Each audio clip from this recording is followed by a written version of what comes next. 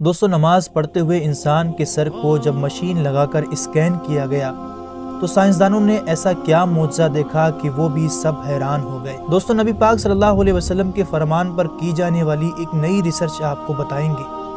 جب سائنسدانوں نے نماز پڑھنے والے ایک شخص کے دماغ پر جدید میڈیکل آلات لگائے تو انہیں کیا حیرت انگیز نتائج دیکھنے کو ملے۔ دوستو یہ ریسرچ ملیشیا کی ایک یونیورسٹی کی ایک ٹیم نے سائنسدانوں کی قیادت میں ایک ریسرچ کی، جس میں نماز میں مصروف افراد کے دماغ کے حصوں کو نماز کے مختلف مراحل کے درمیان یعنی رکوع، سجود اور قیام میں دماغ کے اندر موجود اندرونی سگنلز کا مطالعہ کیا گیا، اور تحقیق کے نتائج سے معلوم ہوا کہ نماز کے دوران بالخصوص سجدے کے ٹائم دماغ میں الفا بیب ایکٹیویٹی میں نمایاں اضافہ ہو گیا۔ دوستو الفا بیب انسانی دماغ میں سکون، اطمینان اور خوشی کے جذبات پیدا کرتی ہیں۔ یہ روز روز کی مشکلات اور تکلیف کے شکار دماغ کو پرسکون بنانے اور انسانی صلاحیت کو نکھارنے میں بھی اہم کردار ادا کرتی ہیں، اور سجدے کے دوران دماغ کے ان حصوں میں الفا بیب کا اخراج رسول اکرم صلی اللہ علیہ وسلم کی اس احادیث کو حرف بحرف سچا ثابت کرتا ہے کہ مومن سجدے کے دوران اپنے رب کے سب سے زیادہ قریب ہوتا ہے۔ دوستو کچھ سمے پہلے انڈیا کے شہر حیدرآباد کے ایک مشہور سائیکولوجسٹ نے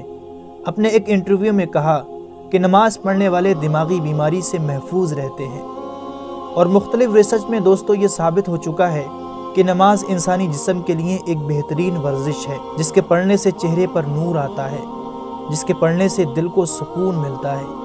یہ وہ مقدس عبادت ہے جو اللہ نے امت محمدی کو عطا کی ہے، جو ہمارے لیے آخرت کا ذریعہ ہے۔